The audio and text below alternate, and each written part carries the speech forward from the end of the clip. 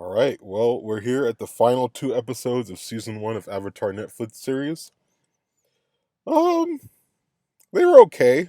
It's just, I will say I didn't like them as much as episodes 5 and 6, but they weren't as horrible as 3 and 4, I would say. But anyway, let's get into it. So, for like the first part kind of plays out like the show, like where the crew basically convinces, they tell Zuko that, oh, the Imperial Guard's coming to arrest you, and Iroh tells him that he needs to go and he needs to escape, and Zuko goes on one of those keel boats, but of course, it's Zhao basically rigged it to explode, basically killing Zuko. So he thinks. Initially, Iroh thinks that Ozai ordered the ship to be rigged or something, but I think he really knows that Zhao. I think he just threw out Ozai's name there just to kind of try to throw him off the trail. And then the gang arrives at the northern water tribe, and I would say that the overall set of the northern water tribe I think looks good. I think like the people look right. I think the environment looks right. Ozai has Azula training under these trials, and after Azula bests this Earthbender, he's kind of like, okay, that wasn't good enough. You should have defeated him faster, or whatever. And she's kind of like, what? And it's kind of interesting, like I said, how this route the show's on, where it's kind of like Azula's basically trying to prove herself to Ozai. So Sokka, so like they meet everyone. Sokka, of course, is staring at Yue. Yue looks okay. Like her hair's kind of, I guess it looks better than how it did in the movie. The movie looks pretty bad. He likes Yue, and they have like this kind of awkward conversation, which is, I think, fitting. And I would say, I feel like that. I mean, it wasn't exactly written super well, but I feel like that Yue and Sokka in this adaptation had a little bit more chemistry than the show did. Because the show's just like kind of out of nowhere, like where it's just like, oh, I like you. No, we can't be together. We can't do anything. Oh, we could just hang out. And then like, no, I do like you. It's just a real back and forth. It wasn't as much back and forth in this adaptation. And it's kind of funny because Aang tries to warn the Water Tribe that, the Fire Nation's coming, we got to get ready. And they're like, oh, yeah, we know. And, we have the Avatar on our side, so we'll be fine. But it's kind of weird how they, like, assume that he learned the elements. So it's like they kind of assume that he has learned the elements, and they're like, oh, well, we would have thought that you would have known about the elements. It's like, you just realize that the Avatar came back, right? And it's weird because, I mean, you would think that, I mean, like, I don't think they had any, like, correspondence or anything in the show, but you would think that they'd be like, oh, well, he's trying to learn waterbending, but they're, like, shocked that he doesn't know all the elements. It's like, what? Like, he's like a 12-year-old kid, even if he was alive, even if he was born in this time, there's no way he could have learned all those elements. I thought that made no sense. And then it's okay. So then, they're like, "Oh, well, Qatar, you could go with this instructor. And she could help you learn, more things." And then initially, it's more about healing, and I kind of don't like the way that they did the healing in this show. I feel like they had a missed opportunity, but maybe they couldn't fit it in with all the stuff that they were trying to put in there from season one. But I feel like that they could have done it better, like how they did in the show with Zhang Zhang, like how like where Aang's trying to like initially learn firebending, and he accidentally burns Katara, and Katara learns that she can heal, because not all waterbenders are healers. Like just because you're a waterbender doesn't mean you could heal. And that's what I thought was like a concept from the show, is that basically only certain waterbenders can heal, but not all of them can heal. But I liked how they did that in the show more, because it shows more of Aang's growth, and it shows and explains a little bit more about fire. And it also showed that not everyone in the Fire Nation's a bad guy. I mean, we already kind of know that with Iroh, that not everyone in Zuko, that not everyone's a bad guy. But I kind of like that in the show they showed that not everyone agrees with the Fire Nation. Even like Zhang Zhang, like his character, like, he thought that he was like cursed with being a firebender, and that out of all the elements, that firebending requires the most self control out of all of them. Otherwise, you'll destroy everything around you. And I wish that they would have done a little bit more of that. And it's so weird that to this point, we never see Aang waterbend once. Not throughout this whole season. We haven't seen him waterbend not one time, except for like obviously when he's in when he can join, or when he merges with the Ocean Spirit. Then he's technically waterbending, but he literally did no waterbending up to this point at all, which is so weird, because I feel like I feel like this version of Aang is like more behind than the show's version, whereas the show's version, he at least started to learn waterbending at this time. Whereas this one, it's just like he's not even learning yet. Another strange thing is that I forgot the fiance's name. Han. I hope it might not even be Han. I might be saying it wrong. But Yue's fiance. It's so weird because like it seems like him and Sokka are like friendly in this one, in that he genuinely liked Yue, but for some reason she cut it off. At 16 when they were engaged or whatever, and for some reason she cut it off. which is weird because like in the show, like he's kind of more just like in it just for for the position. He doesn't really care about Yue, but it's so strange with this adaptation how he's like friendly with Sokka and he's like taking his advice. And that was initially the funny thing too is that they were asking Sokka like, "Oh, well, you fought firebenders. What are they like?" And obviously he helps them, but I just think it. I don't know. It's just weird how it turned out with this one. Okay, so then Aang goes wants to meet with Avatar Kuruk because he thinks that Kuruk will help him, kind of like how Kyoshi did, and how Roku, kind of like to prepare him for what's going on with the Fire Nation invading the Northern Water Temple. He goes to Kuruk, and basically, Yue explains that Kuruk isn't highly regarded because he spent a lot of his time in the spirit world fighting off things and didn't really focus on the real world. So a lot of people kind of write off Kuruk. Aang goes to Kuruk and he tells a story about how he dedicated his time fighting evil spirits and that he can't do what Kyoshi did because his soul's corrupted. And it's kind of funny because Aang's like, "You can help me," and he's like, "No, I can't." Yes, again, no, I can't. He's like, "No, I can't. I can't help you." It's like, dude, relax. I mean, I understand he probably has like a lot of regret, and he knows that a lot of people don't regard him as a great avatar. But it's like, dang, man. But yeah, he just basically tells Aang that the avatar must walk alone and that the ones you love will suffer, or like, similar to what Roku told him as well. And that seems to be the theme of one of the themes of this season is that he has all these avatars telling him basically you have to do it alone. You have to do it alone. And Aang's just kind of like, no, I need my friends. And I guess that's kind of the arc of this season. Which I mean, it's kind of true, but it's just like, why would all the avatars say that? Because I mean, considering the situation, in the show they never say anything like that. But in the situation, he almost needs his friends, right? Because he doesn't have no one to teach. Like he's just thrown into it, and it's kind of like a different situation with his situation as the Avatar is different than any other Avatar before him. Except for maybe like the first Avatar, but other than that, it's like completely different situation. So it's just like, how is he supposed to do it on his own and magically learn it on his own? Which I don't know. And then okay, so then this is kind of a strange thing that Yue reveals to Sokka that she was the fox that he met in the spirit world in episode 5. I want to say, yeah, 5. In episode 5. And that basically that because the moon spirit gave her the essence that she's kind of like a bridge to both worlds and that she can visit the spirit world in her dreams, which is like, I guess that makes sense.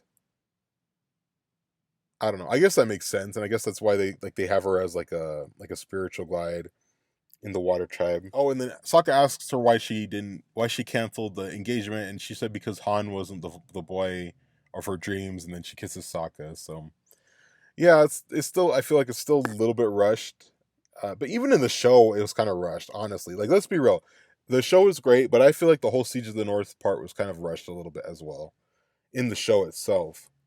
Oh, and then oh my god, it's so funny. Aang mentions that and like he tells Curry like, "No, I have Team Avatar," and then like it's so weird that like because I mean Sokka comes up with it, but it's more like Team Avatar. I feel like was more of a thing that came up after the show. But I don't know. I think like Sokka came up with it in like season 3 of the show, very late in the show. It's kind of weird that they're bringing up Team Avatar now, and Aang's like, "I have Team Avatar," and Kuruk's like, "No, there is no Team Avatar. There is the Avatar." Okay, maybe he didn't say it like that, but he's just very I don't know how to describe it. He wasn't as like cheery as like as Roku was, but Roku wasn't cheery either, but like lighthearted is more the right word. He was kind of more just like, no, no, you gotta do it alone. Hell, even Kyoshi toned herself down a little bit. She started off kind of brash like that, but then she even toned herself down a little bit. Basically, Kirk is no help to Aang. And Paku, okay, so Katara goes to Paku and is like, I wanted to learn, how to fight. Oh, that was another thing, is that she tells she asks the head instructor of the healing school like, oh well, when can we start learning how to fight? And she's like, women don't fight here. And Katara storms off, and then she goes to Paku wanting to learn how to fight, and Paku tells women that they aren't strong enough to fight, and that you know all this, I mean, it's kind of strange to me, like it's weird because like they toned Paku down. My friend brought this up and I agree. They toned Paku down where he's not as like sexist as he was before, like in the show. But it seems like they doubled down on the other parts of it, right? Like besides him, it seems like they doubled down on the whole tribe being like this. Whereas like they took it out of when Sokka was training with Suki, which I believe is more important to Sokka's character. And if they were gonna write a part out, I mean, I guess this part would be more make more sense to write out. But I guess they understand why. But anyway, Katara delivers this cringy line, and I'm sorry, I think it's the actress. I don't really don't think Katara's gotten that much better. Honestly, I feel like it's the actress playing Katara because like this season has had 4 different writers, and it's like she's kind of been the constant, not really as good. I mean, Sokka can hit or he can miss. Aang can kind of miss sometimes too. But I feel like out of the kids, Aang is probably the best, and then like out of the actors in general, probably Zuko and Iroh are the best. And Ozai, I feel like the actor playing Ozai is doing a good job as well. But anyway, where was I? Oh, so she delivers this cringy line.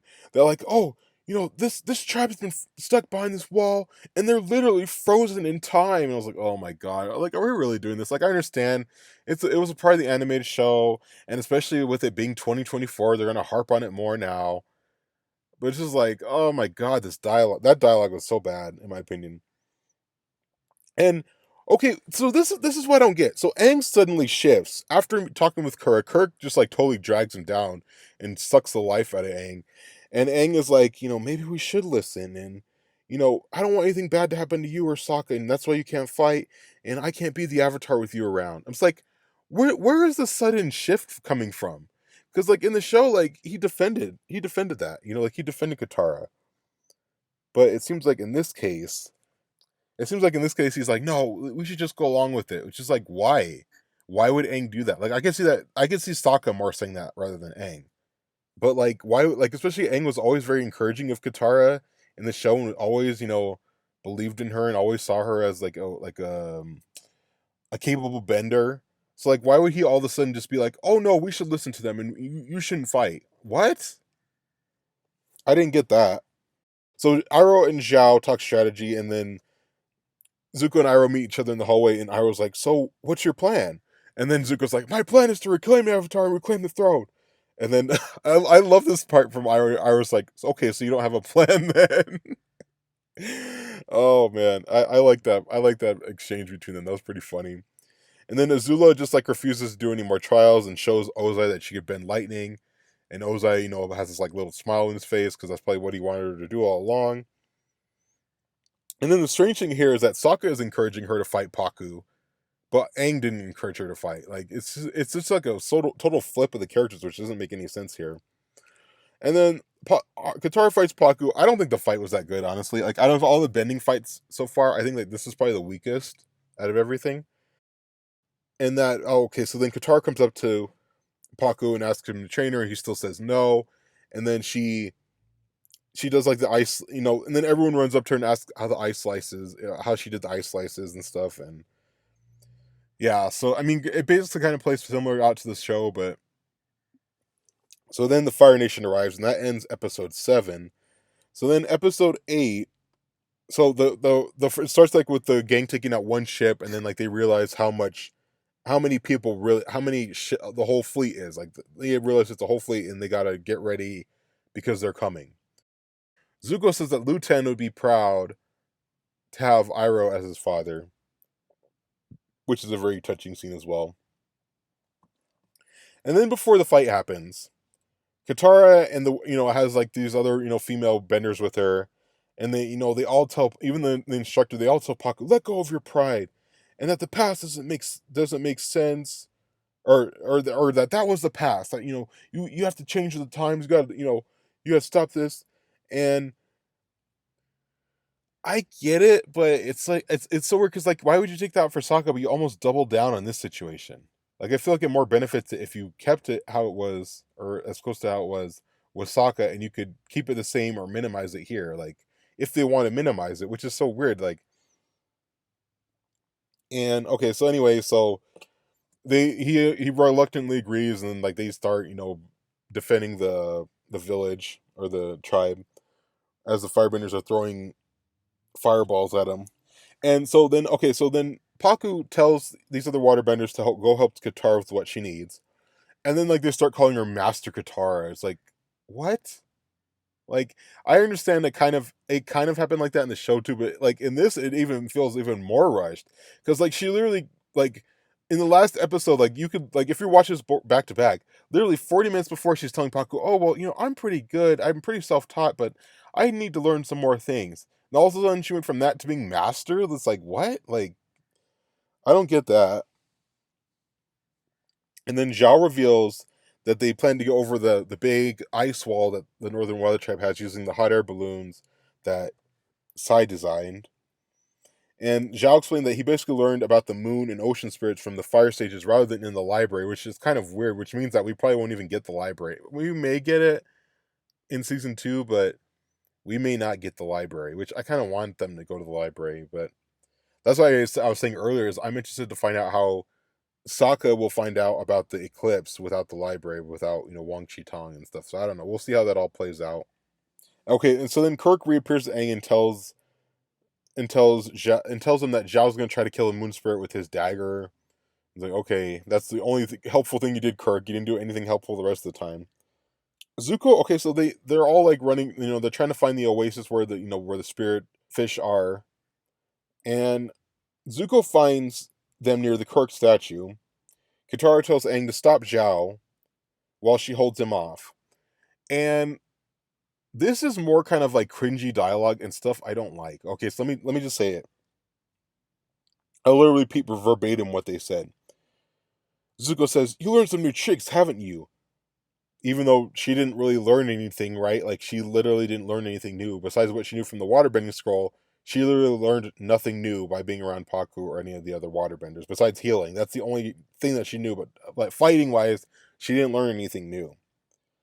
Then, then he, after like she kind of like bested him a little bit, he's like, you little peasant, you found a master, haven't you?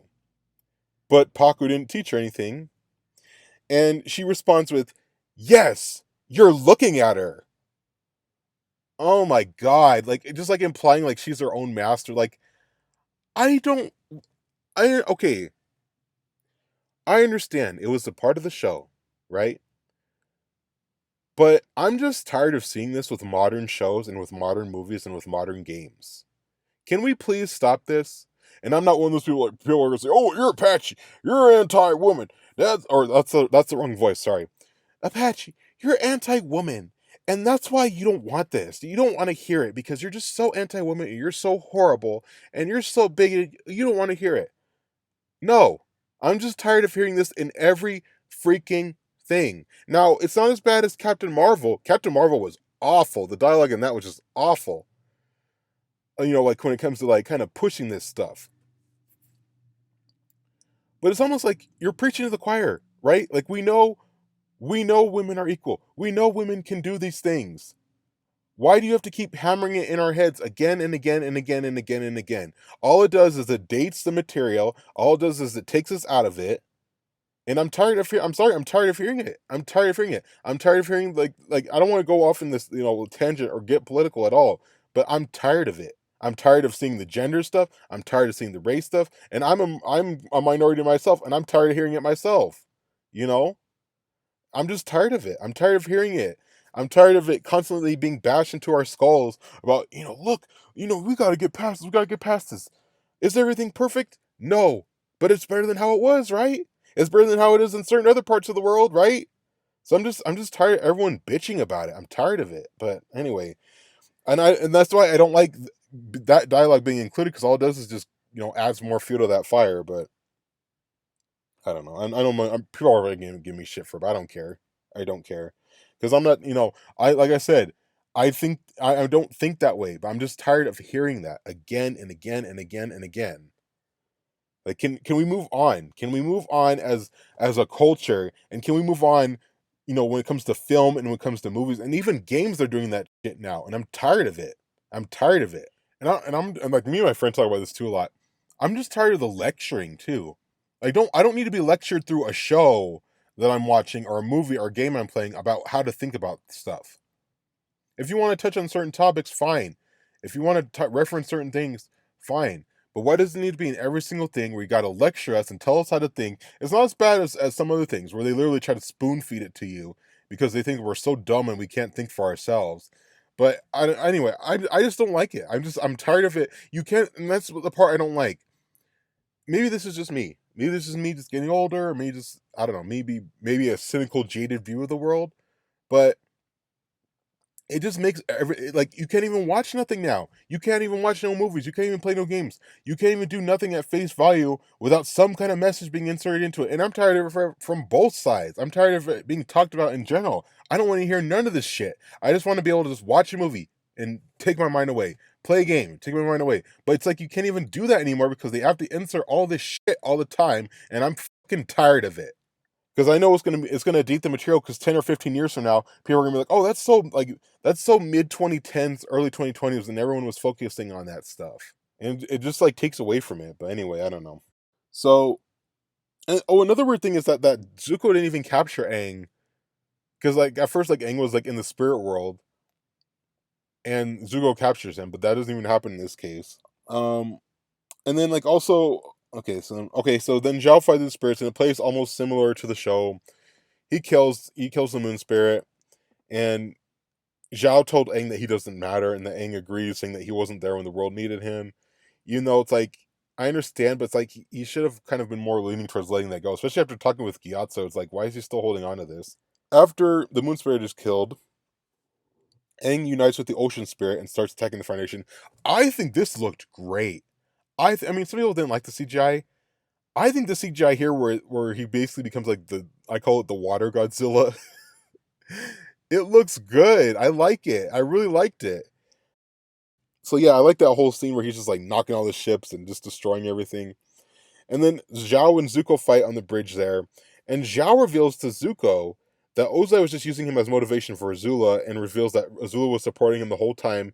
And somehow, I don't know how, but Azula knew that Zuko was the Blue Spirit and told Zhao, which and that's why he was wanted for treason or whatever. But which I don't even know how the heck she would know that. But okay. Iroh then knocks Zhao off the bridge, and then Yurei realizes that she has the moon spirit and sacrifices herself, just like the show, plays almost exactly similar. And then while Aang is, after Aang destroys the whole fleet, because initially they're saying that once Aang does this, that there's no longer any Aang, that it's just like a vengeful kind of spirit walking around. After Yue basically revives the moon spirit, it comes back, and Katara's like, we need you, Aang, and that you belong in this world, which is like, okay. And Sokka apologizes to the chief for not protecting Yue. But he says that her father says that there's nothing that they could have done anyway, just because like how her mindset was. And then so then after all the attack, I kind of brushed over that because it plays almost exactly similar to the show. And Paku says that Katara reminded him that water is the element of change, and that change brings new life, and I'm gonna change. It's like, okay, he doesn't even mention that connection to the Grand or anything. All that's thrown out. Then now, kind of Aang realizes full circle what Monk Yatso told him, that he needs to let go of the past in order to have a future. And basically, and it's also funny that Ozai reveals that the water tribe wasn't even a target. Yeah, kind of similarly, he did to what Sozin did, where he tried to attack the Earth King, but he really attacked the air nomads. And they show that really that they're after Omashu, and that Azula led the force to invade Omashu, and they took over Omashu. You see Bumi being like basically held captive and arrested. And then also like the sage brings up that that the attack on the Northern Water Tribe was a failure, and he brought up that Zuko could have died there too, and that Ozai's like, well, if Zuko's strong enough, he'll survive, but if not, then they must sacrifice the weak in order to be strong. It's kind of funny that the sage shows Ozai that the comet is coming, which is I think is good too, because in the show it's never really explained how he knew about the comet or whatever, but I guess it's taught historically, so I'm assuming they probably would have known anyway. And I mean that's pretty much it. Like they're basically are headed to Omashu probably, I imagine, in the next season. That's pretty much it for this. For episodes 7 and 8. And overall, these two episodes, I feel like the writing wasn't as good as the previous two. I feel like it was rushed, even more rushed than the show. But it was even the attack on the Northern Washington tribe, or the Siege of the North, was rushed, I feel, in the show as well. But it's not as bad as episodes 3 and 4. I feel like out of the whole season, episodes 3 and 4 were probably the worst. And does this show deserve all the hate it's getting? Like like I've been saying, like I've seen people say that it's as bad as the movie. I even saw someone say it's worse than the movie. It's like, what are you smoking, dude? Like, how is it worse than the movie? It's not as good as the animated show, which is honestly, for real, I don't think we'll ever get anything as good as the animated show. And even the animated show can have its problems occasionally, very rarely, but there are some problems with the regular animated show. I don't think we'll ever get that. So I think that we should just accept that this is probably honestly the best we're going to get. And I'm not saying that we should always always support no matter what, but I don't think it deserves the hate that it's been getting. I think that overall the series kind of suffers from inconsistency when it comes to like direction and writing. Like I hope for season 2 that they have like just 2 people writing and directing it. Don't have 4. Don't change it every 2 episodes because it's not as cohesive and it just makes it strange when you have characters doing things that they wouldn't do and that they weren't written to do. And like for even like following the line of the other writers and directors before them, and I don't like that. And I hope that they kind of have more consistency and have just like either just one person, maybe one person directing the whole season and maybe change like 2 writers, but or have one person write and have 2 different people direct. But don't go like 4 writers, 4 directors. Don't do that, please. It just causes inconsistency and just causes different like dialogue issues and writing issues, and it doesn't make it as cohesive going forward. I would say there's a lot of good dialogue, but also there's a lot of also not really good dialogue either. So I feel like dialogue can be an issue that needs to be improved in the second season.